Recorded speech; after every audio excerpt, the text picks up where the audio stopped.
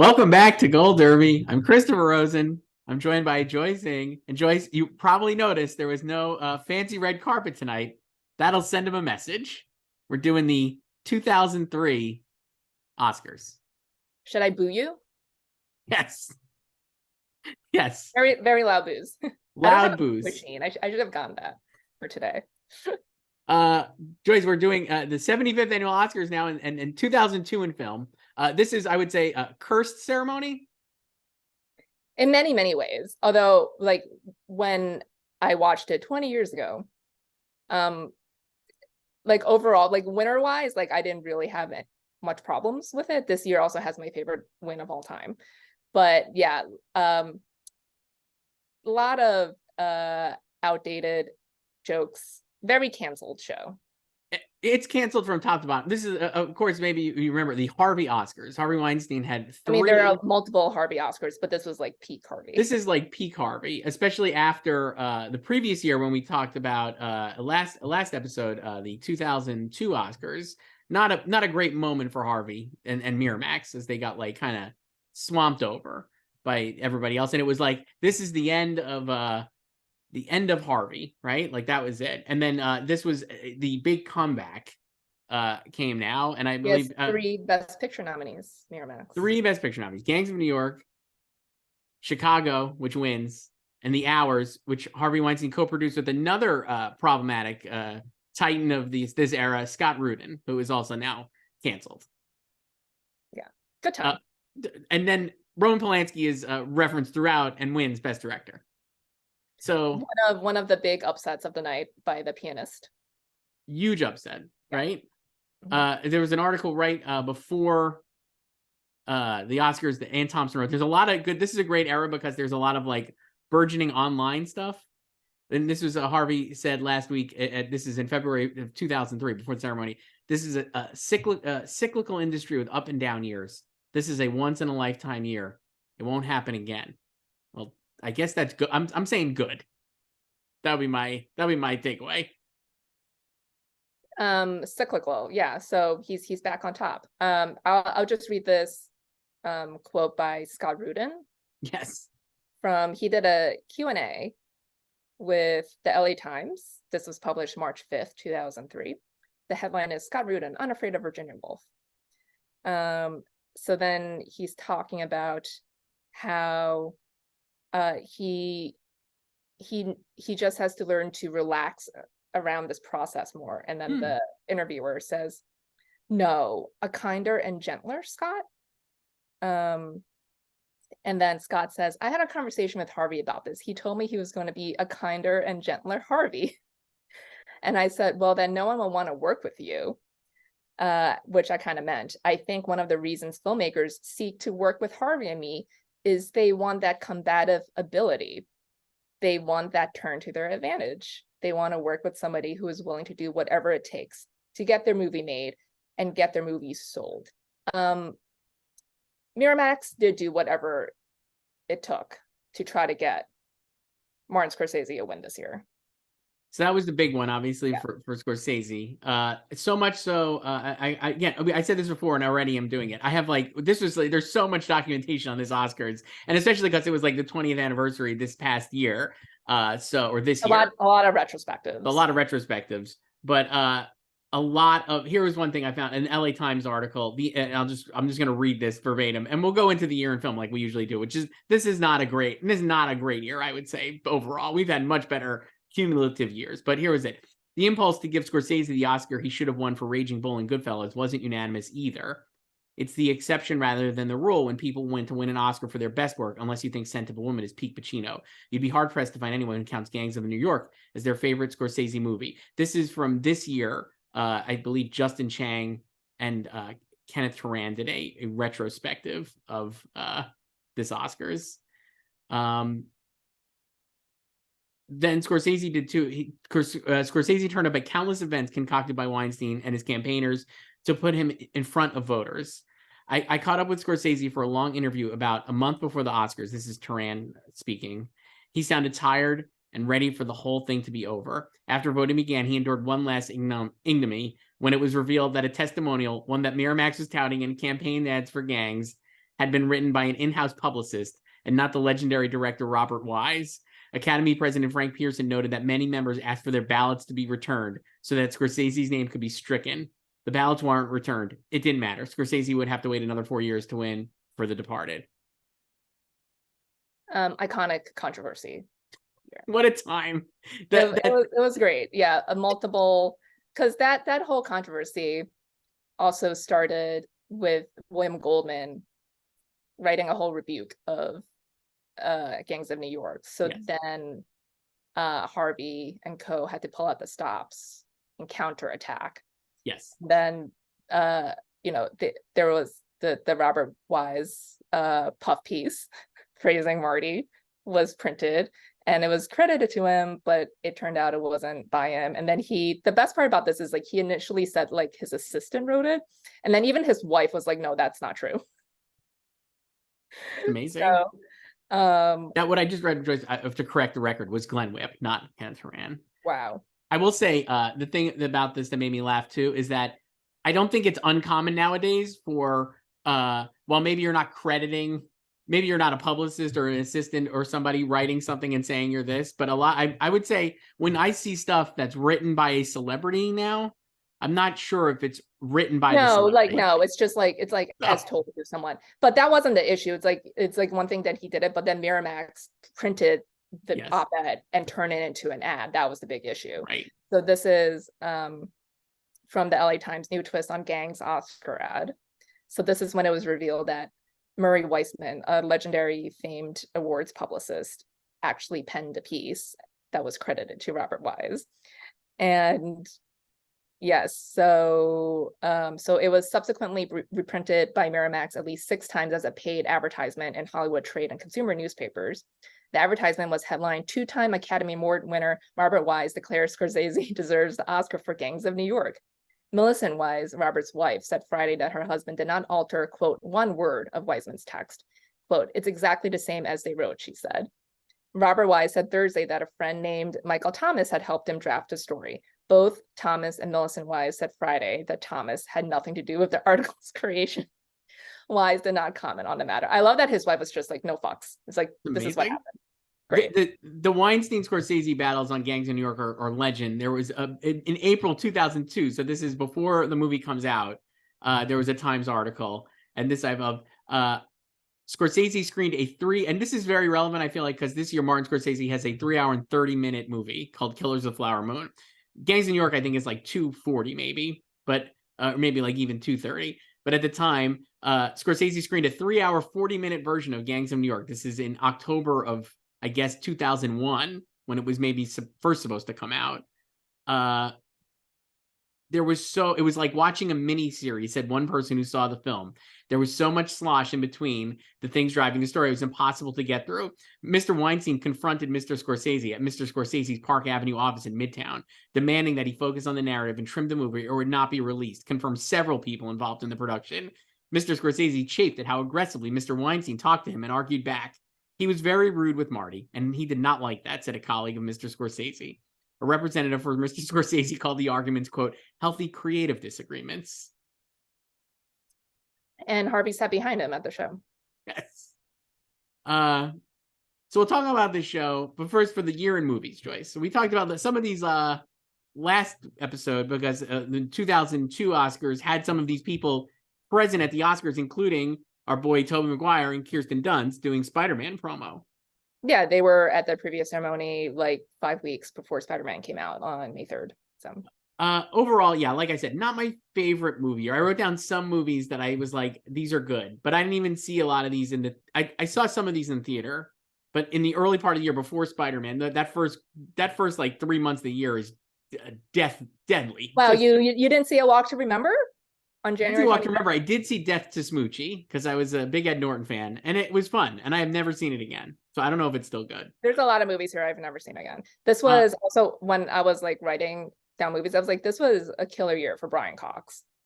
Great year for Brian Cox, and we'll mention him later. I have him represented twice, perhaps, in my dream nominees. Other movies I wrote down for the first part of the year is Panic Room, which is like a lesser Fincher that I feel like now people are like kind of like, it was good. I just have never revisited it. I've seen it more than once, or maybe like 1.5 times. Good movie. As you know, Nicole Kidman was supposed to be in it, but she busted her knee doing Moulin Rouge. Right. So Jodie stepped in. Yeah. First time I saw Kristen Stewart in a movie. Interesting. Did you see Crossroads, Britney Spears's Missed that one too. film debut, written by Shonda Rhimes? No, I remember it, but I did not see it. No. Wow.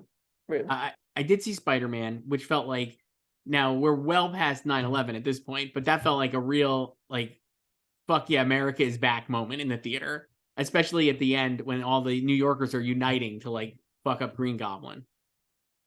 Well, I mean, it wasn't even just that. It was just like there was, so much expectation for it, and it was good, and it was a hit, and it spawned a modern superhero era. So even though like X-Men it came 2 years before it, but it was like really Spider-Man that set it off. So I know you're a Spider-Man fan. I rewatched all of these like when No Way Home came out. I thought this Spider-Man was fine. Spider-Man 2 is the best one. We all know Spider-Man 2 is good. I thought this Spider-Man was also good, but it's like a little too goofy, I guess, compared to like what I see now with superhero movies. Not that they need to be like some great, cinematic achievement, but I love the Tobey trilogy. 3 is not great, just it was overstuffed. And I like Tom Holland's, like, they're cute, and I think he's the best at playing both Spider-Man and Peter Parker. So, and then Andrew's poor guy, he only got 2, Peter and 3. they were fine. So Peter 3. I agree. I think Tom Holland's are the best, and I think I kind of like he's the best Spider-Man. But anyway, other movies I wrote down: Star Wars Episode 2: Attack of the Clones. Just a bad movie. I never saw that in the theater, so I saw it, but that was, so we had seen a few years earlier, obviously, Phantom Menace, and saw it 4 times in the theater and tried to convince myself it wasn't a huge disappointment. And by years later here in 2002, I realized it was a huge disappointment. And then Attack of the Clones is just bad. And you just got to stop gaslighting yourself. Sometimes things are bad, so just got to accept it. Things shouldn't be made. So About a Boy, which I did not see in theaters, but I greatly enjoyed. Love About a Boy. Really good. Nikki Holt. Great Nikki Holt. Other movies I wrote down: Insomnia, a Christopher Nolan movie that I really don't care about. I've seen it once. Paycheck gig, it felt like, for him. It was fine. The Bourne Identity, Matt Damon. Love The Bourne Identity. Another Brian Cox joint.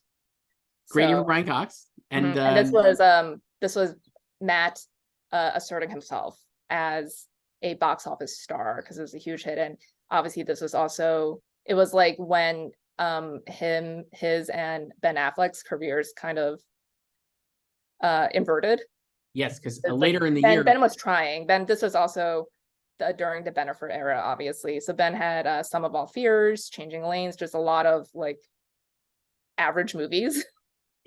This felt like a year of downs for Changing Lanes. Was like the drama with Samuel L. Jackson that was like a serious movie that ended up coming out in spring, and I saw in the theaters and never saw again. And then Some of All Yours was like, I'm going to be Jack Ryan. Here's my big franchise, and it was totally mid. And then Matt does, and then literally 2 weeks later, Bourne Identity comes out, and Bourne rules, and it's like really creative and like a great filmmaker, have the point of view and like creating basically a language of action choreography that is still being ripped off now, right? Like it like really like reset the bar. Mm-hmm. And then Ben closes the year with Paycheck, which just writes itself, I feel like, because it's a real bummer.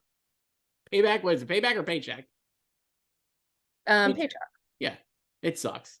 And that was like not a great time for Ben. Yeah, this is not a great era career wise for him, because he has Geely coming up too in 2003. So he does a great job at the Oscar ceremony though, where he announces the screenplay nominees for original screenplay. And obviously Ben Affleck is fluent in Spanish, and I just felt like that people only discovered 2 months ago with Air. But yes, but even here, it's just like, oh, he's so like I'm a Ben Affleck apologist, but I'm like, he is very educated and very intelligent, I think, and like he's dumb and he's very smart. Yeah, because it's just like, that that joke where it's like, oh, he didn't actually, or like Matt Damon wrote Good Will Hunting and Ben just was like, add my name to it. It's like, he didn't. It's like, no, he's a very intelligent man. And he watches interviews, like long form interviews, not like, like morning talk shows that are like 5 minutes long. But he's very eloquent, and he's very perceptive and smart, and has like really good insight on the industry and the film business. And yeah, he's fluent in Spanish because he lived in Mexico when he was a child. Yes. Other stuff I wrote down. Minority Report. Fan of that one, Joyce? I've only seen that once, but so I saw this during my friend's birthday celebration. It was her birthday weekend. So we went to CPK first for lunch, California Pizza Kitchen. Of course. Cousin Greg would be thrilled. Yes. And then we went to Roosevelt Field to see the movie. And my friend was sitting next to me, and she doesn't like when things touch his eyes. So when Tom Cruise was getting the eye implant, she freaked out and just buried her head in my shoulder. That's awesome. So that's my memory of the movie. I love this era of Steven Spielberg movies, right? Post 9/11. I feel like this is like a really great era of Spielberg, because he'll like later have War of the Worlds, which I think is amazing. And Minority Report, I think, is really good. And like, these are like, I feel like maybe now probably properly rated, but at the time, I think it was like underrated Spielberg because they were a little darker. I'm using like air quotes there for darker, but like they were a little more like using pop like blockbusters to be like, to expound on dark themes. I just found like this one really good. And I rewatched it like a few years ago, and it's actually still really good, Minority Report. I feel like this was also the time period when he wasn't getting Oscar nominations for these movies. And I like, like AI the year before and stuff, and like people had very high expectations of them landing with the Academy, and they just weren't. And like, I would argue that like some of them weren't meant to. Yeah, no way. But that obviously didn't stop people from over predicting it early on before we're even seen. So Men in Black 2. I've seen all the Men in Blacks in theaters. So this is the one with Bernard Gilkey, I believe, getting hit in the head with a baseball. So I'll never forget that. Let's go Mets. That came out the same weekend as Like Mike with baby Jesse Plemons. Sure. So yeah. Road to Perdition, which I was psyched about because it was Sam Mendes' first movie after American Beauty, which at the time I still really liked and still wasn't canceled. So it was like, wow, this guy's coming back with another thing. And Tom Hanks is a bad guy. And it's a good movie. I at the time, I think it was like a disappointment because it's like pretty slow. But I rewatched that last year, and it holds up really well. And I think it's like actually like pretty solid across the board. I think I only saw that on pay-per-view. So I saw that like a couple times at pay-per-view, and I can't remember the last time I've seen it. Like I thought it was fine. Like it was good, but I understand why it didn't really take off. It's a movie you like, not love. There's not a lot of passion behind it, even then, I feel like. Other hits I wrote down, just Austin Powers 3. And Goldmember? I saw that on vacation with my family. We were just like, we have nothing to do one night. So we saw Goldmember. Yeah. So that's all I have to say. Signs? I saw Signs in theaters. Sure. I'm not like huge on like M. Night Shyamalan. I really liked it. I was big on M. Night Shyamalan in this era, and it was like another like, he's back, even though Unbreakable obviously is like has a great reputation now. It was kind of like a bummer movie, like from a post Sixth Sense aspect. And Signs, though, now I think people liked, but again, now completely, I'm not gonna go. No one really talks about it. No, kind of like forgotten. Swim Fan. Oh, Swim Fan, iconic film. Great. Yeah, it came out in September. I remember that. Love it. Other ones I wrote down. This is a bad movie, but I love the jacket that Jake Gyllenhaal wears in it. Moonlight Mile. He wears like a shawl, is it called? Like when it's like that on the collar. Yeah, that movie was okay. It was Ellen Pompeo's debut. Yep. So Jake also was in The Good Girl with Jennifer Aniston. This was like a big year for her, 2002, because she would win the Emmy this year for Friends. Yes. So, and this was kind of like her indie darling, this film. Yes. So not a great movie, I don't think. It's fine. Yeah. A couple others we'll burn through these, and any I forget I'm sure we'll talk about later. Punch Drunk Love. Good film. Yeah. Good. Again, post Magnolia PTA with Adam Sandler. I was obviously like really amped for this, and it felt like a little bit of a letdown at the time, but I do think it's a good film. 8 Mile. My fave. I knew Love you'd it. love that. The best Just movie of the year. Absolutely rules. Saw it opening night. Couldn't wait. It was so good. I've seen it obviously many times. Just the best. And I went to the pop-up back in November for the 20th Yes. anniversary. So Yeah. I had mom's spaghetti. How was it? Great. Delicious. I kept the container, obviously. There you go. Oh wow, you have it right there. That's awesome. Mom's Love this. spaghetti. Yeah, Love delicious. this. Eminem, the GOAT. So Goat yeah. movie. Goat Eminem. Curtis Hanson, great. R.I.P. Yeah, no. All right, Brittany Murphy too. R.I.P. Yeah. Other ones I wrote down. This is honestly one of my like I said, I didn't think this year was very good. And then in the last week of the year, 3 of my favorite movies of the whole year are all released basically at the same time. 25th Hour, which is one of my favorite Spike Lee movies. It absolutely rules. Just an incredible Brian Cox, Ed Norton. Loved it at the time and love it still. I think it's like definitely like the post 9/11 New York movie. It feels like just so it came good. very late. So late. Yeah, that was great. Gangs of New York, which I think is good.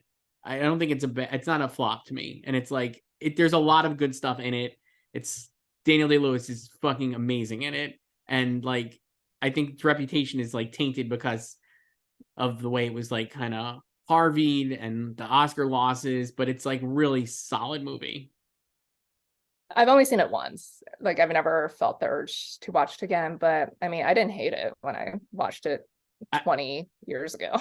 And I will say, yeah, it feels like a good movie. And Catch Me If You Can, which is probably my favorite movie this whole year. And Catch Me If You Can, I saw that. I was in the theater as it became 2003. Oh, great! A New Year's Eve midnight movie. So yeah. Did you see Mr. Deeds? No. So I saw that with my friend, and then it ended, and then we decided to sneak into the next theater, which was playing Reign of Fire. Do you remember that movie? Oh hell yeah! Christian Bale, Matthew McConaughey, dragons. Yeah, rules. So we snuck into that. So I've snuck into movies twice in my life. The first time I was 9, right, for The Client. Nice. After seeing Andre, and then this for Reign of Fire after seeing Mr. Deeds. What else did I write down? Oh, the Hey Arnold movie. I loved Hey Arnold in the 90s. Not for me, probably. I think I'm a little. That's me being a little older, I guess. Blue Crush, which I watched a lot on pay-per-view. Sure. And what else is there? Oh, Sitting by the Sea. De Niro, James Franco, Frances McDormand. I remember it. Yep. That was like a big deal. That was when De Niro was making a lot of movies and you still had to be like, oh, these are going to be good. Nowadays, it's like not as much. You just know, like, it's just like a paycheck gig now. Yes. Igby Goes Down with my fave, Kieran Culkin. I definitely was not hot to that at the time, but now obviously I am. Like, sure. Secretary, a breakout role for Maggie Gyllenhaal. Sweet Home Alabama. This was when Reese was really kicking into her rom-com era after Legally Blonde. Yes. The Rules of Attraction. Yeah, I was not as into that as I felt like I should have been, but it was like, oh, Roger Avery and what's his face, Bret Easton Ellis after American Psycho adaptation. I was like, oh, this will be good, and I didn't love it that much. Yeah. Die Another Day, obviously. Bond. Not great. I saw that for my mom's birthday because she loves Bond, so we just saw that. Nice. So that's one of the last Bond films I've seen, as you know. Sure, of course. Yeah. And then what else is there? Oh, Frailty, Bill Paxton's directorial debut, R.I.P. So that was good. Murder by Numbers. This is where Sandra Bullock and Ryan Gosling met, and then they started dating. Yes. The J-Lo films, Enough, Made in Manhattan. Made in Manhattan was really good, and Enough was fine. Yeah. What else is there? Oh, Super Troopers, another Brian Cox joint. Never saw Super Troopers, I gotta say. Big Fat Liar. And The Rookie was like a low-key like hit in the spring. Yes. Yeah. Other movie to cite, Jackass the movie. of It was a course. big deal. I've never seen any of the Jackasses. In the movie Narc, Right. which at the time, so I don't know, I was out of college, so I was working, and I must have known somebody who got like award screeners. So I remember at the time I got Adaptation on a disc. From your radio job. It wasn't from my radio job. I don't know who it was. And I had to watch that on my like computer. And then I think Narc, I had like a .movie file or something for it.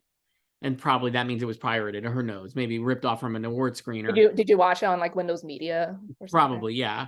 And Narc, it was like a big Ray Liotta performance. And I remember it was a big deal because like Tom Cruise personally like shepherded this movie from Joe Carnahan, and then it handpicked Joe Carnahan to direct Mission Impossible 3, and then had a great cast, and that whole movie just exploded, and then J.J. Abrams made it instead. And I really love Mission Impossible 3, but I would always have loved to see the Joe Carnahan version because I think Scarlett Johansson was in it, which I was like super psyched about, and like other people. Carrie-Anne Moss, I think, was in that version too. But anyway, it never happened. But Narc was like a thing, I felt like, even though I don't really remember much about it. It feels like... No, it was more like it was never like mainstream. No. So. And it feels like it's like The Shield, or just like, it's like now it would be TV. Mm-hmm. Queen of the Damned. This was Aaliyah after she died. So, R.I.P. Yeah. Catch Me If You Can, literally, just I was thinking, I think this is like top 3 Steven Spielberg. I think it's like one of his best movies. A lot of fun. Yeah. Amy Adams great in it. Everyone is great. Amy Adams is great. Leo is probably, until like Wolf of Wall Street, Once Upon a Time in Hollywood, Leo, this is my favorite Leo. Leo needs to do more comedies. That's what I've been telling him my entire life. He's so good in this, and it's like he really is effortless. Hank's going kind of against type is really fun. Yeah, Walken's great. Martin Sheen. Everyone is so good. And the movie is it's like relentless entertainment. I think it's like really one of Spielberg's best movies. So of course it doesn't really and then the score too. So score is great. And then The Hours in Chicago come out at the end of the year, basically. Another big year, we'll talk about him a lot, I'm sure. John C. Reilly, who's in 3 of the 5 Best Picture nominees, and a nominee himself for Chicago. But he was in Gangs, The Hours, and Chicago. And then he was also in Good Girl too, not a Best Picture nominee. He had a lot of other films. Just a wild year. So we go into the Oscar choice, and there was trepidation that would even happen because very recently America went into war with Iraq. It was the war started on March 20th. The Oscars were on March 23rd, 2003. This was the last ceremony pre-COVID in late March, because the following year they moved it up a month to end of February or early March in Winter Olympic years. So because they wanted to like shorten the campaign season. Maybe a good idea based on this campaign season. The show was 3 hours and 30 minutes, 53 minutes shorter than the previous year, which was the longest Oscars of all time. They still had a lot of extra bits in this one. A lot of extra bits, including the Academy reunion photo that's in this family album. They copied what they did for the 70th show, so they just reunited a bunch of acting winners introduced by Olivia de Havilland, R.I.P. That was her last stateside public appearance. So because she lived in Paris or France. But yeah, that's a very long segment. Really long, but pretty cool. Ratings for this were, I would say, flop city. No, 33 million, 9 million fewer than the previous year. Not surprised based on the movies that were nominated, because it was like Chicago was like a hit retroactively, I feel like, but like none of these were like it was doing well, but it's not like a blockbuster. None of these were really blockbusters except for Two Towers, and like that even had like middle child syndrome basically. So like no one was caring about that movie, even though I think it's probably, some people think it's better than Fellowship, but we talked about this previously. I do think Fellowship is better than Two Towers, and probably Return of the King, which we'll talk about next episode because it sweeps everything. And Steve Martin hosts that might be like our shortest episode because there's like nothing to say. Steve Martin hosts for the second time. Mentioned this before, Joyce. Very much of the era, which is and perfect for this incredibly creep ass ceremony. Just Steve Martin, very, very dated, sexist, misogynistic material. I was like, this does not a lot of the jokes work. I mean, I was cringing at the time watching it. Like, I think in general, Steve did a good job. Like, his non-sexist jokes were good. I'll give you a few of the non-sexist ones that I wrote down. this was the first Oscars in HD television.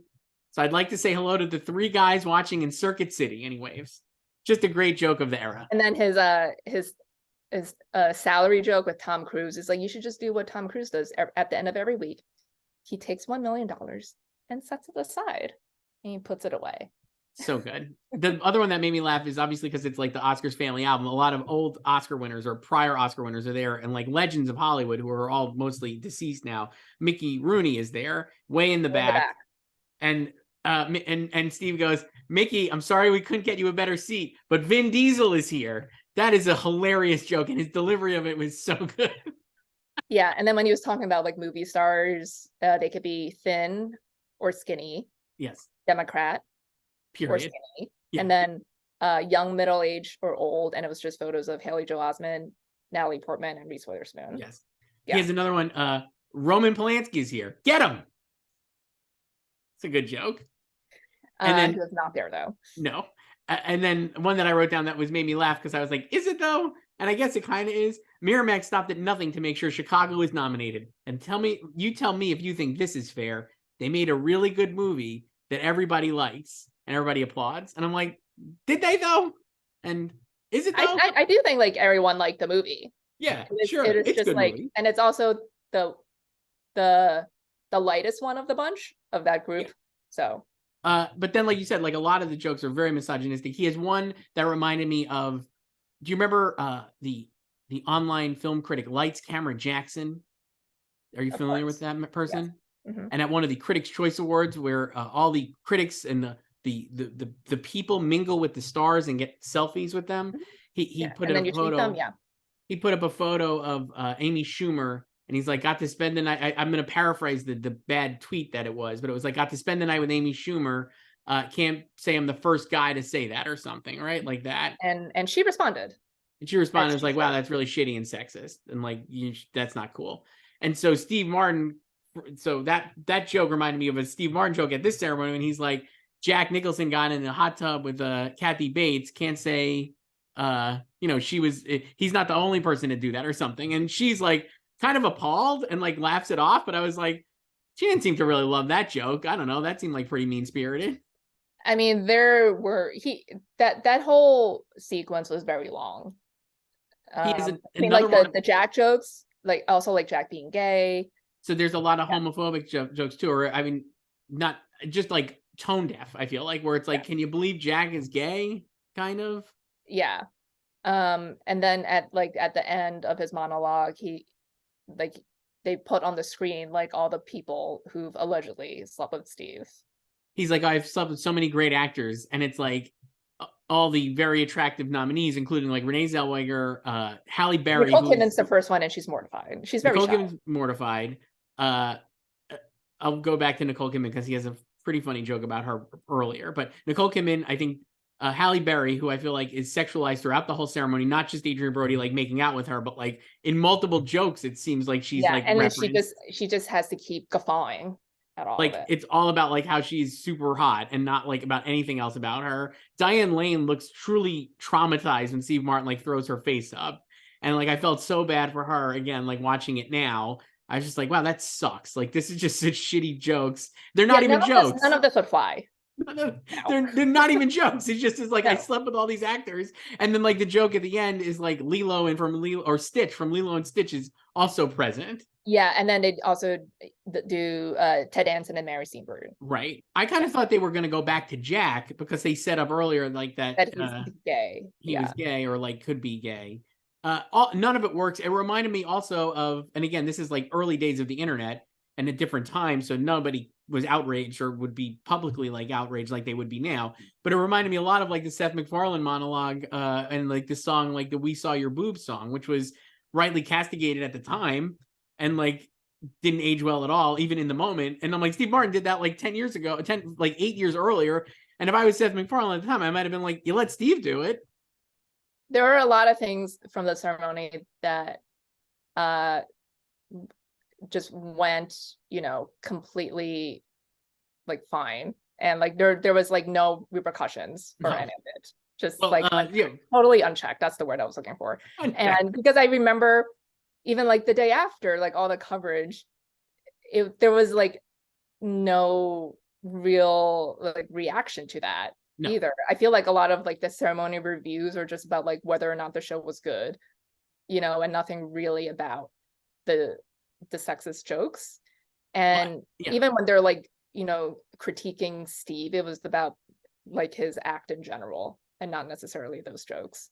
And again, not to like apologize for this era, but I mean, clearly like that was more of like what the comedy stylings of the era were, that it didn't even, it didn't even rate that it would be problematic. And who knows like what kind of shit now that we make fun of that 20 years from now will be like nobody even questioned it then, but now it's obviously bad. So I feel like that's kind of like what's going on here. Like none of the stuff Steve Martin said then would have been a problem, because I'm like, all the comedies and everything that was like out there in culture was like this jokes. And everybody just decided. It was accepted, and like it was very tacit acception of it. It's kind of like when we did like the 90s last year, a lot of very outdated jokes there too, a lot of sexist jokes. Yes. Same thing. It just surprised me. Billy has a lot of problematic jokes. Of course. It just surprised me because I never really think of like, I guess and this is my own thing, but I was like, in my head, Steve Martin is not like a problematic comedian, and I still don't think he is, but I was like, it just surprised me that so much of his material here was like based on like, I feel like that's also because who wrote the ceremony? Was it Bruce Valanche? I think so.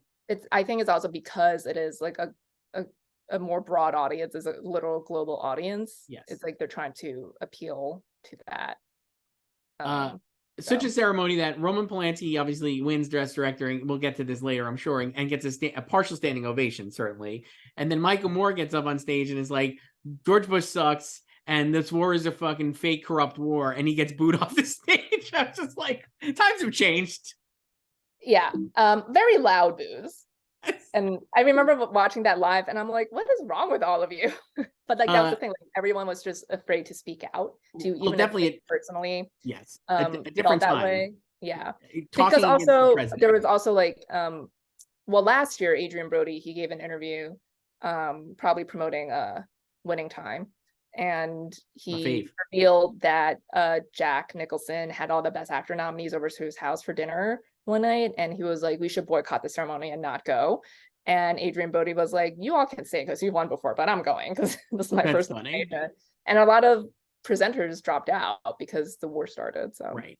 And we'll get to Brody. I thought his speech is really good. But so the Best Picture nominees this year, Joyce, we'll go through as we usually do, and this was the list, like we had mentioned, the 3 Harveys, or 2.5 Harveys, or 4 Harveys, depending on how you want to look at it, because they also had like a little piece of Lord of the Rings, the 2 Towers, right, or at least involved in that in the early days. Chicago wins, Gangs of New York, The Hours, The Lord of the Rings, The 2 Towers, and The Pianist. Yeah, this was Chicago's to lose, although I do think if The Pianist had come out earlier, or there was like another 2 weeks of voting or before the ceremony, The Pianist could have won.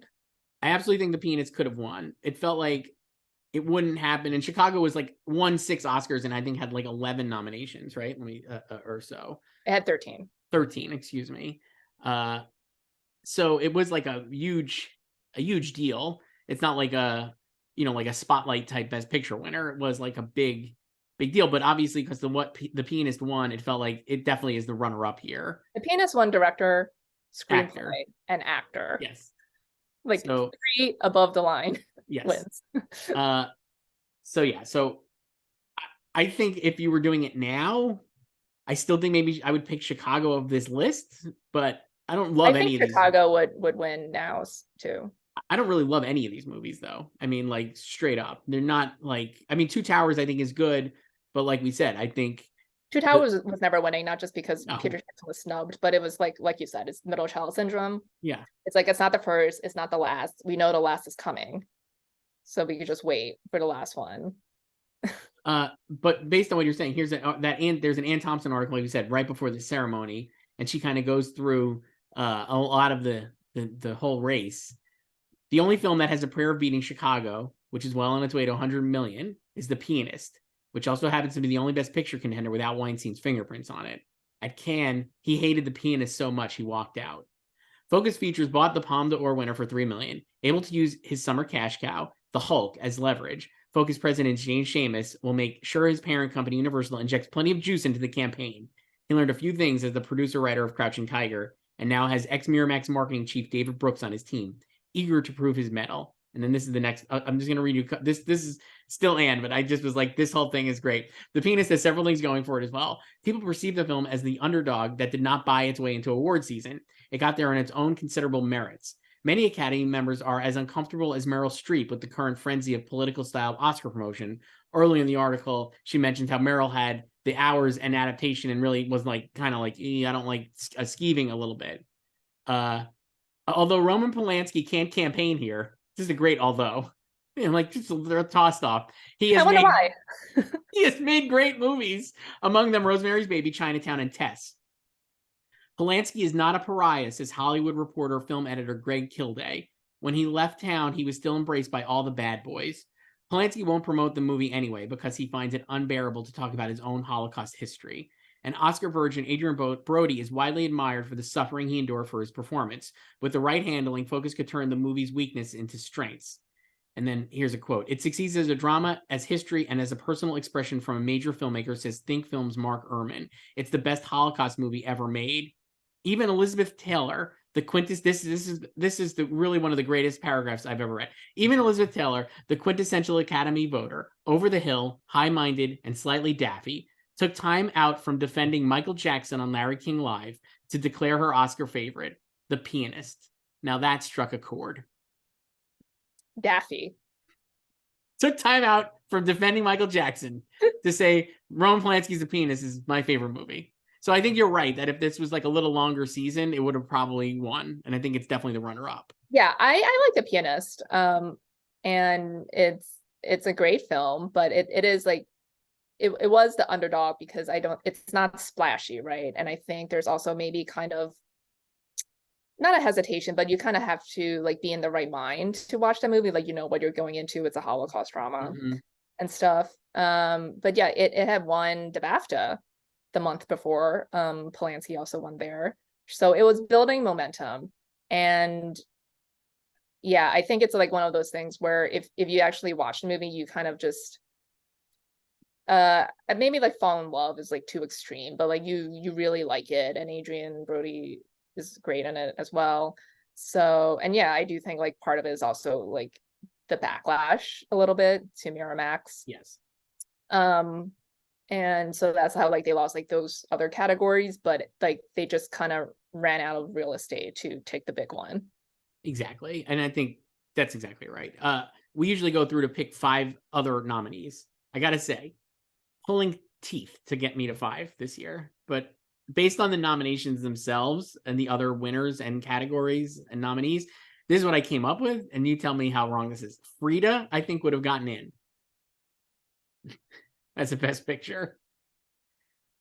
I mean, I wouldn't have it at 6. Like no, maybe not 6, but I think like 9 or 10. But also, I mean, like I would have adaptation and About Schmidt. I didn't have About Schmidt. I wasn't sure. I have adaptation. I have Road to Perdition because I think it could have gotten in as a liked, not loved, and I think it had 6 nominations overall anyway. And then I had Talked to Her.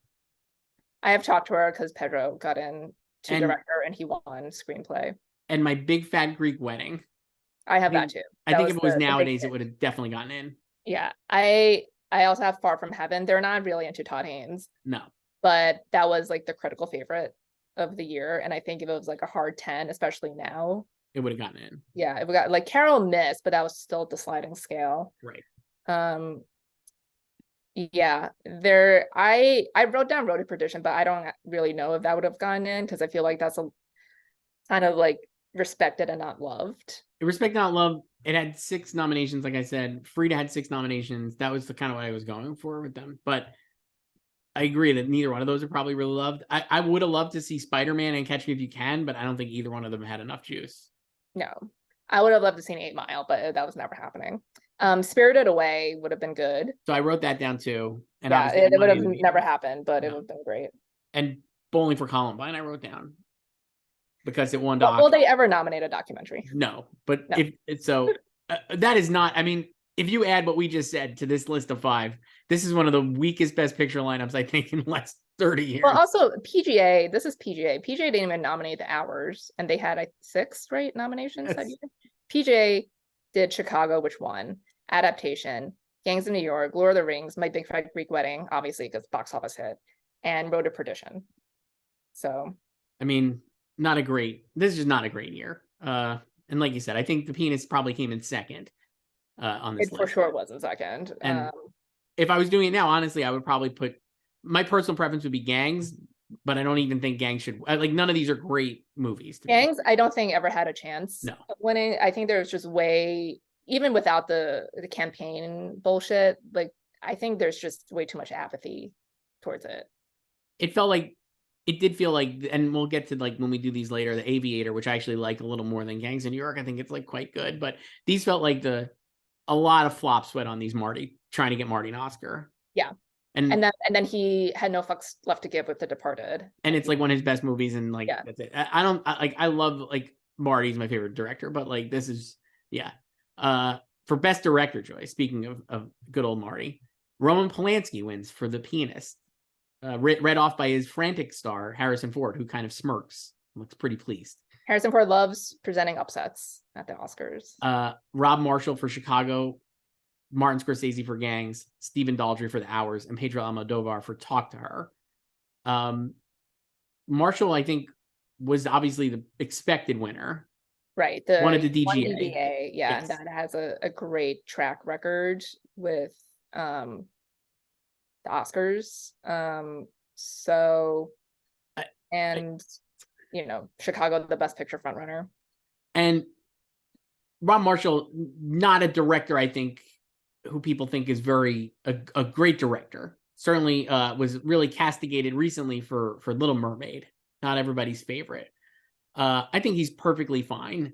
And I think like Little Mermaid was solid enough, and Into the Woods I thought was like actually okay, even though I think the stage versions are better.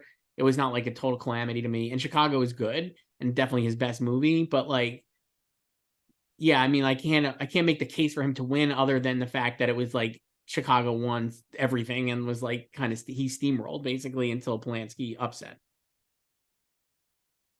Yeah, because it's interesting because I remember the vibe was that he was the favorite, obviously, and if you were going to predict an upset, most people were predicting the upset to be Marty, of course. So, and because I remember the sentiment was like, oh, Polanski's not going to win because of the rape charges and everything, right? But like Marty's right there and he's overdue, but I think like they just don't care if you're overdue if they don't like the movie.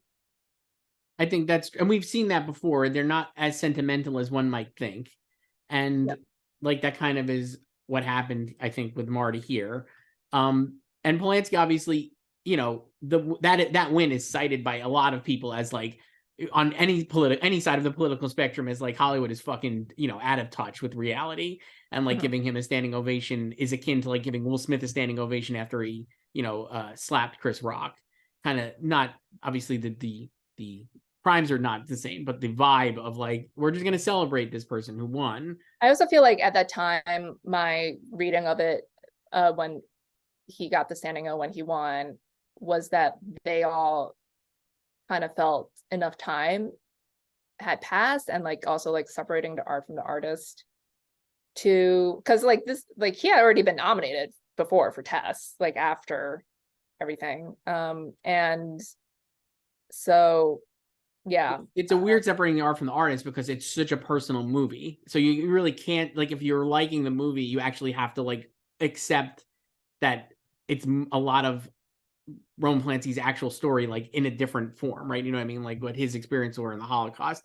So it is like a weird separation, and it's not a mass standing ovation, but like you see Martin Scorsese is standing and applauding, and I'm not surprised because I'm like, Martin Scorsese is like I think separating art from the artist. Who knows? I have no idea. I would not speak for Martin Scorsese, his thoughts 20 years ago, but I'm like, people are definitely applauding for this. But yeah, and I think like, there's probably for some people, even now, you watch the movie, there's like, you have like internal conflict. It's like, if you like the movie, but it's like, oh man, it's from Roman Polanski. Like, I don't want to like it, but it is a good movie. And You I know? would say like then there was less of that. I feel like Yeah. again, like we were saying, like the way the culture has evolved, I think there was a lot less of internal like debate over being like, how can I like Yeah, this I do Roman think Polanski I movie? do think like the time lapsed has a lot to do with it Yeah. too. So, so I found Roger Ebert's Yeah. predictions. So he writes like, I don't know, like 6 graphs on director. So he says like Rob Marshall's a safe bet. And then he goes, but I can't believe it. I can't believe that Martin Scorsese, at 60, one of the 2 greatest active American directors with Robert Altman, will be passed over again by Twizzler-brained Oscar voters who get timid when confronted by genius. So then he recaps all his losses. And then so he gets with like Goodfellas. So, you know, he lost to Kevin Costner for Dances with Wolves. Which one of those would you want to see again? Scorsese is not only a great director, but an invaluable citizen of the film community, a crusader for film preservation, a historian whose documentaries about Hollywood and Italian classics are themselves classics. And damn it all, he made the best of the 5 films. But I'm not predicting that Martin Scorsese will win just because he deserves to. I'm predicting he will win because Harvey Weinstein, who produced both Chicago and Gangs of New York, is going full bore, hell for leather to win the Best Picture for Chicago, but has let it widely be known that he hopes voters will split their tickets and vote for Scorsese for director. It's the only category in which Harvey is making personal phone calls. He is a very persuasive man. And I actually think if you want to like, I think what we were saying about Polanski and like the Pianist, and obviously like it was a late charger, but I also think that is why Rob Marshall probably lost, is because the campaign was to split the ticket. And so when you're adding Scorsese in there to having split the ticket, that leaves room for Polanski then to win in like a 3-person race, basically. Yeah, and I think it also kind of helps that in a way of for Polanski not to have been campaigning, because like they really made Adrien Brody the face of that movie. Yes. For obvious reasons. So I think it's kind of, you feel more affection towards him. Maybe you kind of forget about Polanski, but then you love the movie, so then you just end up voting for him because like Miramax is being a pain in the ass, Mhm. you know, about voting for Marty, and or maybe you don't like Rob Marshall's direction that much. But yeah, I like it was very clear that Marty was unamused by all the shenanigans with the ad. And then there's a quote from his publicist here Mhm. after it was revealed that, or no, this was before it was revealed that it was written by a publicist, but it was like the controversy over the ad. So Lois Smith, Scorsese's publicist, said Marty was very touched by what Bob Wise said, but he never knew it was going to become an advertisement. He was not happy. And then the LA Times, like the following sentence is just, Scorsese has never won an Oscar. That's so good. Oh man, I will say it's funny reading all the articles about this. It's like, and how contentious the Gang's production was before all this mishigas with the Oscar campaigning. It was like, you know, Marty and they're gonna come back together and do The Aviator, and like they didn't really, right? Like, I mean, that was not a Harvey movie, and it ended up like he had some stake in it, but like Scorsese really never dealt with Harvey again in such a one-on-one fashion as he did on Gangs. I think that kind of this whole thing a little bit soured their relationship. Yeah, Gangs didn't win anything. So 0 for 10. yeah. So other directors who could get nominated here, I wrote down Peter Jackson, obviously Best Picture nominee, but not a Best Director nominee. We know why, because he would win the following year. Other people I wrote down, Julie Taymor for Frida. Yeah, that would make a one. I had a Jim. Would never happen because of the sexism, obviously, that we talked about earlier, just reflected in the Steve Martin monologue and like just women directors in general. But I feel like that would have made a lot of sense. Spike Jonze for adaptation felt like it could have happened. Mm-hmm. And then I wrote down all my faves that would never get nominated, but Spielberg, Spike Lee, PTA, and Alfonso Cuarón for Y Tu Mama Tambien. Yeah, but I never expected him to be. It was like this feels like a pretty set 5. I'm like not surprised Pedro Almodovar got in. Obviously, Talk to Her was like widely acclaimed and beloved, and he wins screenplay. So, yeah, I had Todd Haynes, but which was like never gonna happen, obviously. So for Best Actor choice, let's go right there. You mentioned Adrien Brody wins for The Pianist. Another huge upset, I would say, right? Yeah, because it was understood to be between Jack and DDL. Other nominees: Nicolas Cage for adaptation, Michael Caine for The Quiet American, another Harvey movie, and Michael Caine basically like begged, borrowed, and steal to get it like in there, and he did a good job. Daniel Day-Lewis for Gangs, and Jack Nicholson for About Schmidt. Great ceremony because Nicolas Cage and Jack Nicholson are sitting next to each other the whole time, and oh man, they are thrilled of Adrien Brody's win. They seem legitimately They thrilled. were Everyone all does. like thrilled for him. Like I think one of the reasons, even though this ceremony is, you know, incredibly outdated, I just like the winners because we did have so many upsets that we do not see these days. So you know. never. So Adrien Brody wins. He goes up. Obviously, Halle Berry presents as like the previous Best Actress winner, and he kisses her right on the mouth, which is For now like 15 seconds. which has now been like toxified and is bad. But at the time, it was like kind of like a It charming. was completely celebrated. It was just like, wow, like what a great moment, and blah blah blah. And And I'm at the risk of canceling myself. I don't know actually. Is this bad now? Like how? What is the general vibe of? Is this like fully canceled? well, or it's just like, you know, he did it without her consent, and it certainly was no so consent? like it was very aggressive because he also like dips her back, and it was prolonged, Yes, you know. So not yeah, great. But I actually don't even no, know. but there if was like no controversy about it at the no, time. no. And then his speech I thought was great. He goes on very long, which is one of the things I really liked Yeah, about they try this. to play him off. And he says something. What does he say here? Let me see. They're already flashing. Time is up. And then cut it out. He goes, cut it out. Wait 1 second. I get one shot at this. I didn't say more than 5 names. And he has this great line here that kind of ties together with the war in Iraq and just like the general era of like real tragedy, obviously, with 9/11. This is, you know, it fills me with a great joy, but I'm also filled with a lot of sadness tonight because I'm accepting an award at such a strange time. And, you know, my experiences in making this film made me very aware of the sadness and dehumanization of people at times of war and the repercussions of war. And whoever you believe in, if it's God or Allah, may he watch over you. And let's pray for a peaceful and swift resolution.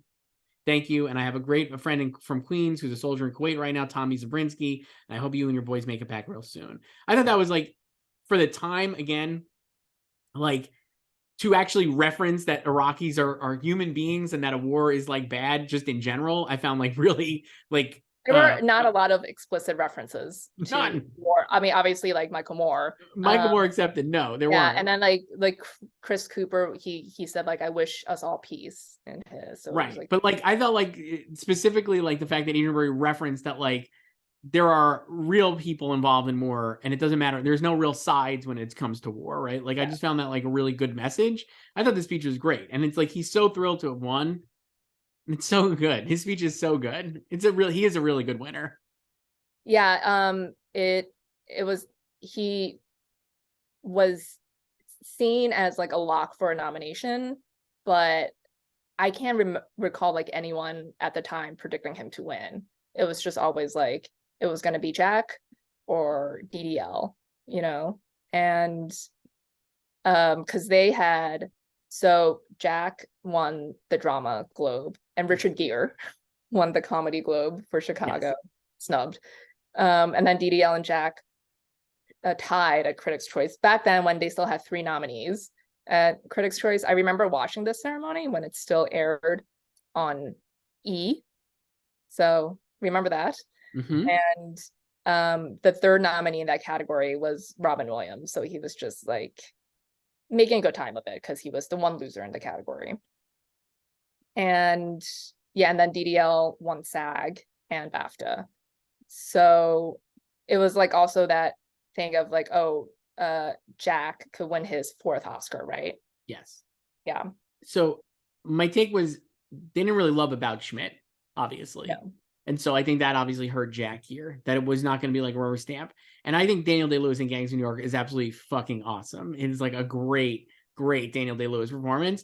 But I don't think he's the lead, but he's not the lead. And I think that kind of hurts. No, there was also, I remember at the time, there was also talk like, oh, he's like really supporting. But like, he kind of is. And if he went supporting, he would have absolutely won, I think, in Steamrolled. But he's not going to go supporting because he's Daniel Day-Lewis. But I'm not surprised he didn't win for this. and like, I don't like, and again, I don't think like they loved Gangs of New York. No. So, and it's funny watching it later when they do the Oscars, the group photo. It's like he had only won at that time. It's just funny looking at him being like, oh, yeah, here's my left foot. the only one for My Left Foot. And then it's like, here's a future 2 time. He's going to win twice more very soon. And it's like the greatest actor of all time. But here he's just the guy who won for My Left Foot. And it's very light. Yeah, because the thing is, if Jack had won for About Schmidt, he would have had 4, obviously, total. Right. But he would have been the first to win 3 Best Actor. But then it became, DDL was the one who actually achieved that later. Yes.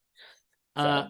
I love the Nicolas Cage performance adaptation. I think it's like So much fun. Yeah, really fun. He was never winning, but I was like, I'm glad he got nominated for it, and he was there just to have. He knew he was a filler nominee, you know. So I wrote down other people to get nominated. Richard Gere obviously is like the big one that feels like he could have gotten in. He was obviously, like you said, like nominated elsewhere. Certainly, He won a Globe. Yes. So, yeah, I don't know. Do you think like he's another one who could have also gone supporting? Well, I think he's got to be in lead, but like I know why he's in lead, like, Yeah. and I do think he's a lead, but you could like make the argument that like he could go supporting.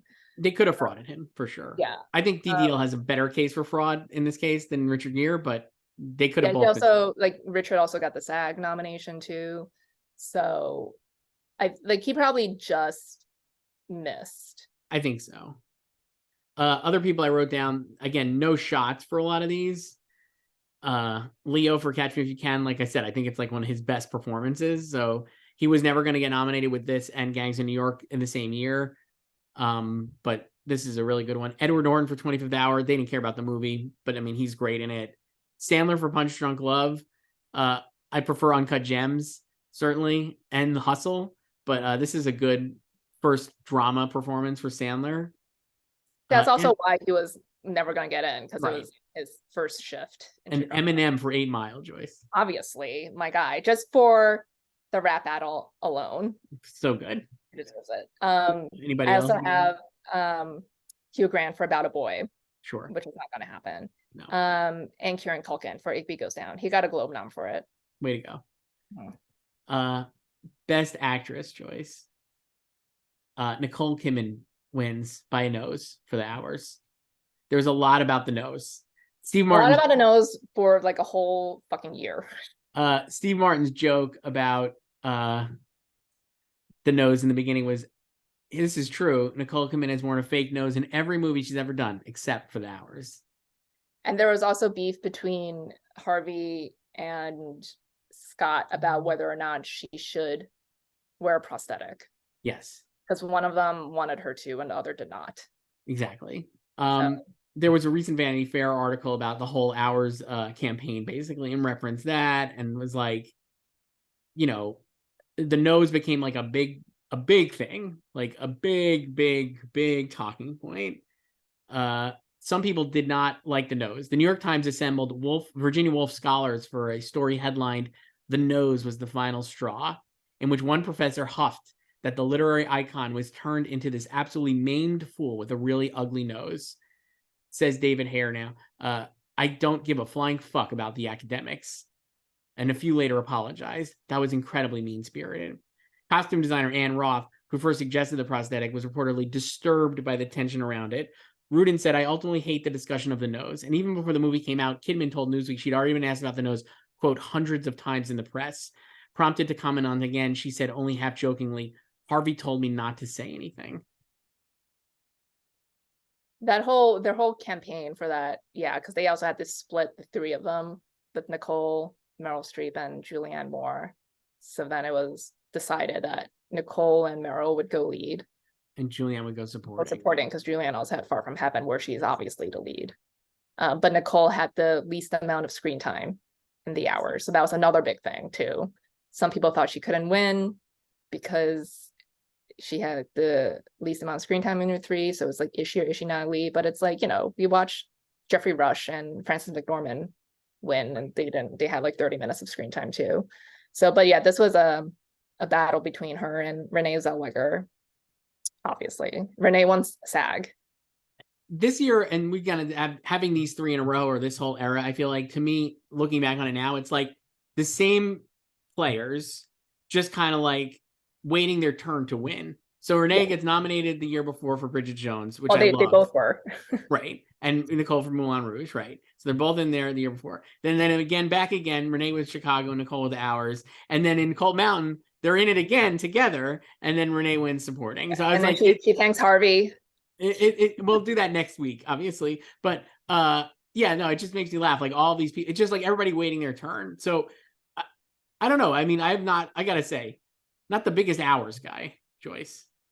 I haven't seen the Hours in probably 20 years. But I mean, I thought it was a good movie. I'm not like passionate about it by any means. I thought she was great in it, and it is like, it's a very Bay performance, and then she has like the train scene, obviously, a lot of yelling, and then Renee is like a little bit lighter, I guess. And then I remember there was also, this is so stupid, but there was like talk about like, oh, should she win because she's not like a quote unquote real dancer? I'm like, what does that even mean? No idea. Like, she's not a real dancer and singer. Like you mentioned, this is a big year for Nicole because she ended up getting divorced from Tom Cruise this year as well. It was the previous year it was finalized. Right. So she like her big like coming out as like a solo star 2001. So she got, and then she had Moulin Rouge and the others, and then she got nominated for Moulin Rouge, and then she had the Hour. So then it was kind of like you were saying, like it was kind of like building up to this because she lost to Halle Berry the year before. Yes. And then like she lost for Moulin Rouge, another musical. So you could see it's like, oh, they're not going to give it to you for a musical. I was, again, like I said, a lot of these, this was an era of like nascent online journalism. Like you had the Roger Ebert. I have Bill Simmons was doing a Page 2 live blog of the Oscars, Joyce. Let me tell you, not in keeping with the tone, not the greatest tone, but I'll just read this part here because I thought this was funny because it's both awful in problematic ways, certainly now in hindsight, but also he correctly predicts Charlize Theron's Oscar win the following year. The Best Actress category includes 2 actresses who made themselves unattractive for the roles, Nicole Kidman and Salma Hayek. Then they were praised for their, quote, courage in making themselves unattractive. Now everyone is following suit with this ugly trend. For instance, Charlize Theron put on 25 pounds for some upcoming movie about a female serial killer. This is a really, really, really bad trend. I hate this trend. It's the D-Glam. The D-Glam. And he was right. Charlize Theron wins that Oscar a year ahead. It was right on. This was, I mean, like early in the season, obviously Julianne Moore was the critics' fave for Far From Heaven. She won a bunch of critics awards, but it was like, even at the time I was like, she's not winning the Oscar. I just like, there's like no way they're gonna go for it. I feel like I missed, for the nominees were Nicole, obviously Salma Hayek for Frida, Diane Lane for Unfaithful was like the surprise, I think, a little bit, right? Or just like the mainstream pick, because that was like a very down the middle Adrian Lyne thriller. Julianne Moore and then Renee Zellweger. Those are the nominees. Diane was very much, because that movie came out in May, and it was, I remember whatever film Twitter was at that point, like pre-film Twitter, there was like just like the punditry covering it at the time. I remember there was a lot of support to get her the nomination. So she got it. But yeah, like Julianne Moore was the critics' favorite, but it was, I just like knew at the time, I was like, once we get to the televised awards, like she's not winning anything. No. And as in keeping again with the era and just the Hollywood in general attitude towards women, hard for me to fill out. There's not a lot of roles I found that were like, who would have got nominated here, basically. I mean, the irony is though that this year, or like the lineup that we got in Best Picture, like, like a female fronted film winning The Hours is 3 female leads. Like that's actually pretty good. That's true. That's true. You're right. I couldn't think of other people to put in. Meryl Streep for The Hours I had like as an alternate, obviously. Yeah, she was heavily predicted to get double noms. Nia Vardalos for My Big Fat Greek Wedding. Yeah. Maribel Verdú for Y Tu Mama Tambien would have never happened, but like certainly I think could be now, would be a contender. And Emily Watson for Punch Drunk Love, though I don't think that's a really great Emily Watson performance, frankly, but okay. I also had Maggie Gyllenhaal for Secretary, sure, which is not going to happen. No. So. But yeah, it was Nicole's time. Yeah. And By a nose. That was the famous Denzel. Denzel reads it off by a nose. Supporting actor, Chris Cooper wins for adaptation. Ed Harris for The Hours is nominee. Paul Newman for Road to Perdition. John C. Reilly for Chicago, and Christopher Walken for Catch Me If You Can. Walken had won at the BAFTAs and I believe SAG also. Yeah, so Chris and, well, both Chris's, they split the precursors. So Chris Cooper won the Globe and Critics' Choice, and Walken won SAG and BAFTA. And adaptation just seemed like a stronger movie, right? So it had 4 nominations. Yeah, and I always felt like he was going to win too. Just I think that's such a fun performance in that film, and he woos Meryl, as he said that working with her was like making great jazz.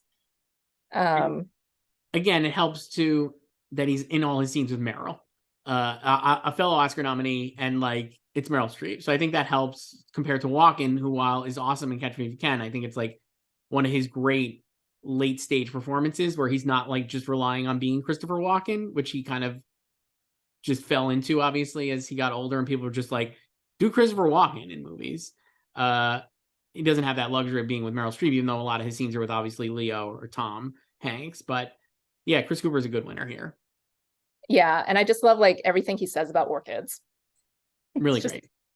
But the big snub here, or like moderate snub, was Dennis Quaid. So Dennis Quaid was nominated for Far From Heaven, and Alfred Molina was nominated, I think, at BAFTA, right? For for Frida. Those were like the kind of the snub. Yeah, Alfred Molina. So BAFTA was Chris Rock and Alfred Molina, Chris Cooper, Ed Harris, and Paul Newman, and at SAG it was Christopher Walken, Chris Cooper, Ed Harris, Alfred Molina, and Dennis Quaid. Right. So Molina definitely snubbed, Dennis Quaid definitely snubbed here. Those would have been like my alternates, I guess. But I had like a long list of performances I loved. Ray Liotta in Narc, like we had mentioned earlier, was like that was like maybe like a comeback Ray Liotta performance, right? Because he had been doing like a lot of like junky stuff. Never would have got nominated. The movie's too small and like kind of violent, so no. Other John C. Reilly performances, though I think Chicago's the right one, but The Hours or Gangs, I think would be possible. I mean, he obviously got in for Chicago because that was the biggest movie. Right. Mentioned Brian Cox. Brian Cox in adaptation, I love. Brian Cox in 25th Hour, I find transcendent, and he would never get nominated for like one scene, basically, but like, man, he's so good in 25th Hour. They should if it were now where we have 300 critics awards, like some like third tier group would give him the win for all of his films this year. Yes, absolutely. Because of Bourne, like you mentioned too. Other people I wrote down, Tom Hanks for Catch Me If You Can. I remember like people were like weird about the accent. He does the Boston accent. This was also the start, excuse me, of the Tom Hanks being predicted to get in for films like Road to Perdition, and then him just not getting in for almost 20 years. So yeah, it was just not a great time period. I wrote down all these other people too, and they didn't like Gangs in New York, even though they gave it 10 nominations. It's clear like it was not a fave, or like they respected it maybe. But I wrote down Brendan Gleeson, Jim Broadbent, and Liam Neeson, all for Gangs. None of them would have gotten in. I think Broadbent is great in it, but no way. And obviously was the winner the year before. But that did not hold him any favors for this year. There was also chatter at the time to get which would never happen, Andy Serkis a nomination for The Two Towers. Yes, that was like a big deal. I also wrote down Colin Farrell for Minority Report. He was good in it, and kind of like it's like a good like he was very impassioned introducing U2 on the show. Barry Pepper and Philip Seymour Hoffman for 25th Hour, I wrote down. Willem Dafoe for Spider-Man. Yeah, I was thinking about this, but I was like, I would actually nominate him for No Way Home. And then your best friend Nikki Holt for About a Boy. It was the movie was too small. Yeah. But I would do him, Hugh Grant, and also Toni Collette. I have Toni Collette coming up here too. For supporting actress, the winner was Catherine Zeta-Jones, very pregnant Catherine Zeta-Jones for Chicago. Other nominees were Kathy Bates for About Schmidt, Queen Latifah for Chicago, Julianne Moore for The Hours, and Meryl Streep for adaptation. Yeah, so this was Catherine's Hmm. to lose. So much She so that they have Sean Connery come out and give her the Oscar. They knew that she was going to win so Well, much. my favorite, I remember when he read just Catherine, and then I was just looking at Kathy Bates. I'm like, oh no, she's confused. But like Catherine Zeta-Jones obviously knew. The only thing she lost was the Globe because they put her in lead, so Yeah. she did win supporting, and Meryl won supporting. But yeah, just a very delightful performance. Love Yeah, Catherine. I love Catherine Zeta-Jones, and this era was like great. It felt like she was like, this is like her peak moment. Wins the Oscar. Great stuff. Love her in yeah, and Ocean's I 12. always feel very ancient whenever she or Michael Douglas post about their daughter Karis, who is now obviously 20 years old. Right. I'm like, let me wither into dust. So, because I remember you when you were just in her belly. So, Yep. um, Not much to say here. I think she's a rightful winner, and like nobody else here would this have was the won. only acting category that was not really a race because the others, obviously, there were. I mean, there was a split here, but it was like a forced split, basically. Yeah. But the other The, races were closer. the only other person who maybe could have got nominated was Michelle Pfeiffer for White Oleander. She got into SAG, but I don't think she was really that close. No, I don't either. I have like Patricia Clarkson down for Far From Heaven. I think she got some like critics notices. And obviously, as I said, Toni Collette. So, I but also wrote down Amy Adams, like we had mentioned. Never would happen, but she's great in Catch Me If You Can. yeah, Cameron Diaz, our girl, got in at the Globes for Gangs of New York. We love Cameron Diaz. I don't actually think she's that bad in Gangs in New York, but I feel like the performance was like tarred basically, so she could not get in. No way would they have accepted I that. mean, if she couldn't get in, for like being John Malkovich, it was just like no way she was gonna get in. Samantha Morton for Minority Report, I think at the time was like something people were excited about. And then in hindsight, I mean Toni Collette, like we mentioned, and in hindsight, I would say Kirsten Dunst for Spider-Man. She's great in Spider-Man. Um, I felt bad for Julianne Moore because I was like, she's not winning either category. Yeah, I knew she wasn't gonna win, but she seemed very happy to be there. And again, then we like, well, I guess we'll eventually get to this maybe next season. But if we ever did Still Alice, like it's like the cascading thing. Like, should she have won earlier instead of winning? Well, she had better performances for sure, but that was her time and also an incredibly weak year. Yeah. So. We do the screenplays here, Joyce. We do them quick. Original screenplay, like we said, went to Pedro Almodovar for Talk to Her. Other nominees were Far From Heaven, Gangs in New York, My Big Fat Greek Wedding, and Y Tu Mama Tambien. And not a lot I had extra written down. I mean, Talk to Her is a great win, I think, and especially with that list. Again, proving that they did not love Gangs in New York. That it just did not even. I don't know why it would even have won for screenplay. It's not a screenplay movie to me. But Pedro Almodovar winning his first Oscar because he does not have a second, even though he directed an international feature that won. It was also that also wasn't Spain's submission for foreign language film as it was known at the time. So I also kind of feel like maybe that had something to do with it. It was like kind of like retaliation. So I obviously wrote down 8 Mile. Same. Silver. I had that too. And also Igby Goes Down.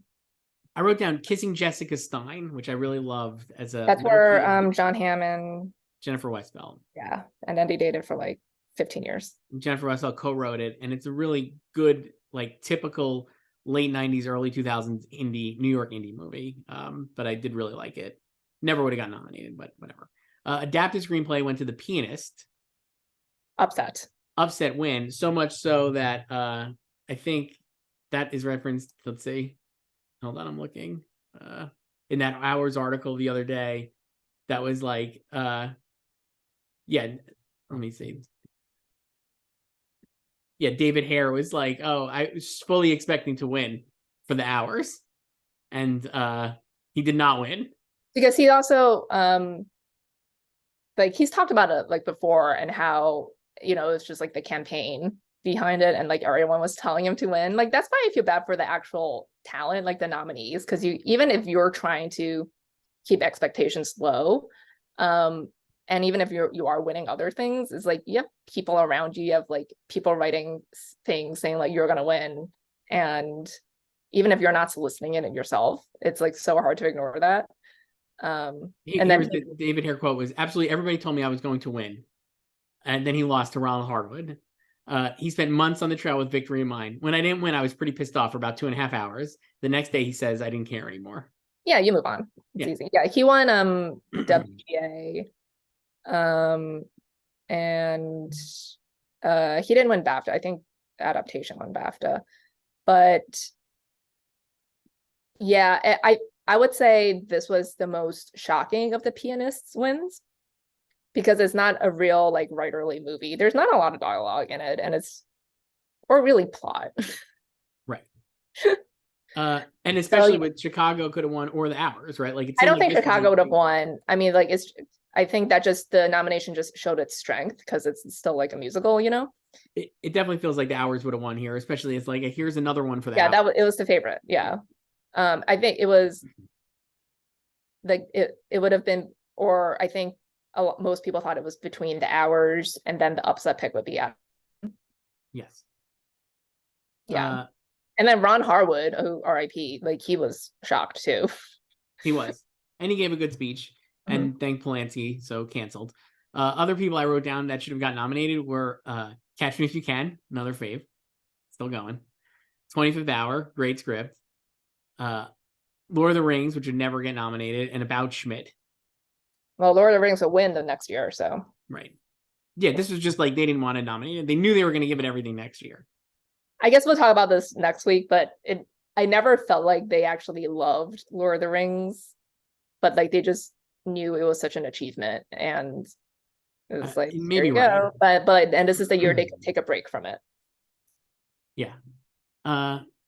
Let's see what else. We usually do score because that's always fun, and song we'll do obviously because of Eminem.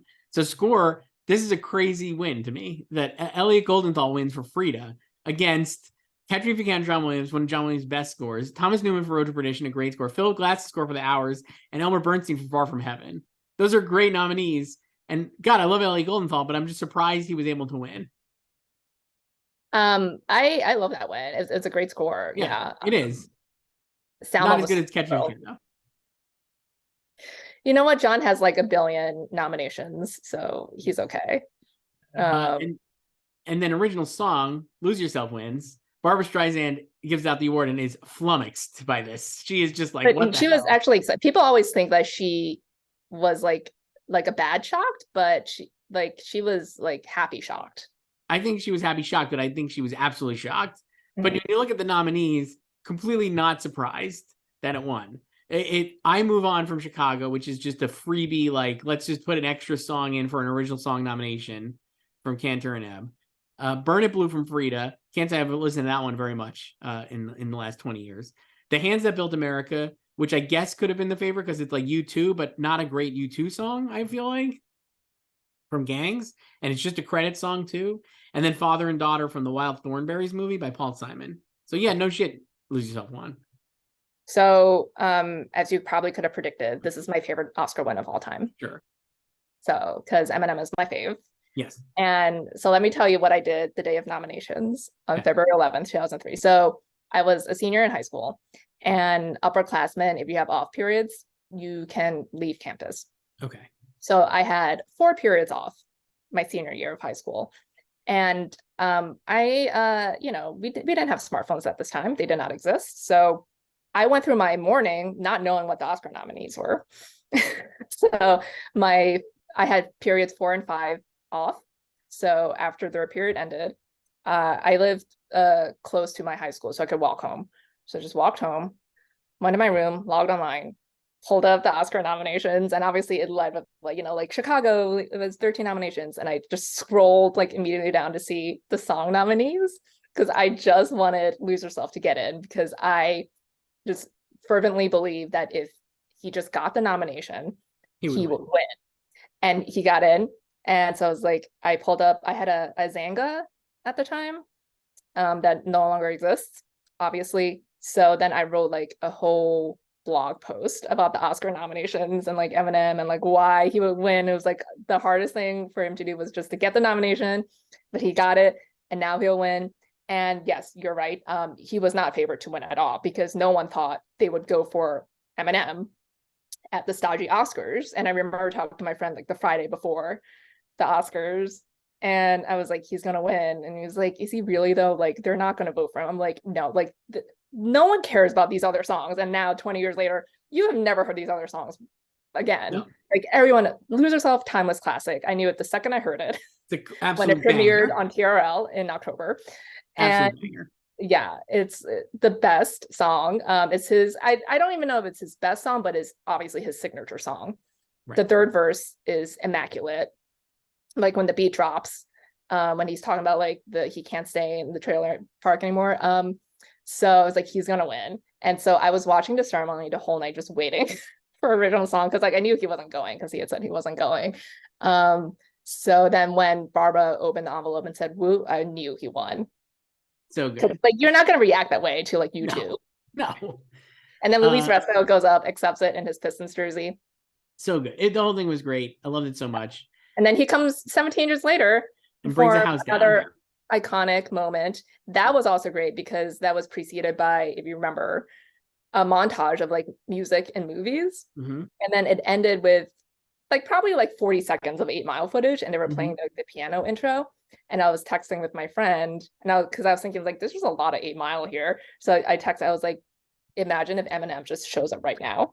And then literally like 15 seconds later, he comes up on the floor. Oh, it's so good. It was great. And also a lot of ties to the 2003 ceremony too, because that was when Irishman got blanked again. So another Marty Ophir. And then obviously Salma Hayek was nominated this year for Frida. And then after she was presenting, after Eminem performed in 2020, and she loves him. She told this story on the Kelly Clarkson show like 2 years ago, and how she like freaked out backstage. And then when he walked off stage, she spilled water on him and just said like, "Oh my God, I love you." Yeah. So there's pictures of them backstage. Awesome. And he looks like dazed because she's like trying to wipe the water off of him. So good. But yeah. You mentioned Michael Moore's speech. I'll just read it here. This got him booed off the stage, but he wins for Bowling for Columbine. He brings up all his fellow documentary nominees, and we would like to, here they are. They're here in solidarity with me because we like nonfiction. Moore said, we like nonfiction and we live in fictitious times. We live in a time where we have a fictitious election results that elects a fictitious president. And now he's getting booed, fully booed at that. That was like, get the fuck out of here. We live in a time where we have a man sending us to war for fictitious reasons, whether it's the fictitious of duct tape or the fictitious of orange alerts. We are against this war, Mr. Bush. Shame on you, Mr. Bush. Shame on you. Anytime you've got the Pope and the Dixie Chicks against you, your time is up. That last part, I don't think a lot of people hear, because that's when he's like really found out. Yeah. Yeah. But just, very prescient. Yeah, Michael Moore. I mean, Michael Moore obviously is not like a fave, probably a lot of people's fave anymore. I don't even know. Who knows? But I mean, that was like, he was definitely ahead of the curve on that and the opposition to the Iraq War, certainly. What else? Peter O'Toole wins his honorary Oscar. Yeah, introduced by Merrill. And then what did you think of this, Joyce? Then they do the family album and they bring out all the Oscar winners, including Peter O'Toole. Well, he's not an Oscar winner. He got an honorary Oscar. I always feel like that's a weird thing. No, I mean, they included Kirk Douglas too, and he only has an honorary. So it's just like whoever is there, like who wants to go. And it's like, you're still a living performer who has been given being a keyword, not won an Oscar. So yeah, like they're obviously not competitive wins, but they included him. They also had Margaret O'Brien, who was given a juvenile Oscar too. What did you think about that package of that Kathy Bates introduced, of just Oscar winners talking about like what it was like to win the Oscar? I was like, you're just rubbing it in the losers' faces. It kind of felt a little weird. Like there's one shot of Dustin Hoffman holding up his two, like he just looks Kevin like Spacey does it too. Kevin Spacey, and again, can't get away from Kevin Spacey in this era. It feels like I'm just like, oh God. Yeah, I was not super fan of that. But again, this still was a full hour shorter than the previous years. So. Well, they didn't have Woody Allen or Tom Cruise. No. So pull up a couch. But yeah, I was just like, this is just, I don't know if we need to talk about like how great it is to win and how heavy the statuette is for hundreds of people who'll never know what it's like to win it. last stuff, I guess. Conrad Hall won a posthumous Oscar for Road to Perdition. His son accepted it on his behalf, which is a nice Presented by moment. Julia Roberts, Who says, I know a thing or two about cinematographers, but doesn't say that she's like married to one, I guess. Or were they not married yet? they were married because they married on July 4th, 2002. Okay. So, And some big deaths in the in memoriam included like Dudley Moore, John Frankenheimer, Billy Wilder, James Coburn. So, oh yeah, James Coburn had one of his last films in 2002 in Snow Dogs. yes, who could forget? Such Yeah. a timeless classic. After Moore's speech, the other thing I wrote down was another good Steve Martin joke. The Teamsters are helping Michael Moore into the trunk of his limo. That was a good one. It's always good when after there's like an uproar during the show, unexpected, and you have a host who's quick on their feet, who can land a good punchline to kind of ease the tension. Yeah. So that's it, Joyce. That was the Harvey Oscars. Miramax had 31 solo nominations, 3 Best Picture nominees, 40 nominations total if you count the hours, basically. That's crazy. It's and this is the peak of his powers, really. And then it slowly starts dwindling after. It slowly starts dwindling after, but he still has 2 ceremonies that he steamrolls with the artist and King's Speech. Yeah, but there's like no like this like triple domination. Not like this anymore. Not like this. And I don't think and then they also tightened the campaigning rules after this brouhaha. So that summer they announced like new campaigning rules, because it used to be that they would just like revoke your tickets to the show if you violated their very amorphous guidelines, but now they're like tightening the campaign rules. Again, this is 20 years ago, and that they were like threatened disqualification if like you did not obey them. But there was also, so before all of this happened, like during the Gangs of New York ad controversy, Rick Sands, the Miramax flack, he wrote an op-ed in the LA Times basically being like, what's the problem with that? Like, there's no problem. So he like leads with like William Goldman's attack on Gangs of New York, and then he points out like all these other people who have campaigned for others. So there's been no criticism from the Academy or its members of Goldman, or a significant number of Hollywood luminaries who are Academy members who have previously endorsed Oscar nominees during award season. Examples include Julia Roberts for Denzel Washington, Warren Beatty for Halle Berry last year, and The Pianist this year, Elizabeth Taylor for The Pianist, Steven Spielberg for Scorsese, and Francis Ford Coppola for Diane Lane. If Wise's endorsement of Scorsese was seen by the Academy as improperly revealing his vote, it is unclear how any and all endorsements do not do so. But again, I think it's just that's just spinning it to have your argument, when the issue was that you reprinted that as an ad. Correct. So then like by that summer they tightened rules about like campaign stuff. And so like Frank Pearson, yes, then the Academy president, said, I think everybody agrees, including the studio heads themselves, the money being spent this year to advertise directly to Academy voters was just getting out of hand and creating an impression that Academy members can be bought or influenced, and it will be a disaster for everybody. Again, 20 years ago. So that's why like all the bullshit this year with Andrea Riseborough, I'm like, guys, where were you 20 years ago? Like during Harvey's peak. So yeah. Great times. So Joyce, we'll be back next week with another one of these Oscars playbacks to talk about the 2004 Oscars and Lord of the Rings, Return of the King. Billy Crystal's back for an 8th time. And it was on Leap Day. It was February 29th, 2004. So we'll be back and talk about that. Hopefully, I haven't rewatched that one yet. I got to be honest. I did a little research. I'm seemingly a lot less somewhat problematic than this one was. There were not as many sexist jokes. No, Really? I don't really care about that ceremony just because it's like kind of boring with the sweep. And I love Lord of the Rings, but it's just like I don't really revisit that year. Well, we're gonna have so much fun doing it. It's gonna be great. I guarantee you we'll have so much fun as usual. All right, I'll talk to you later.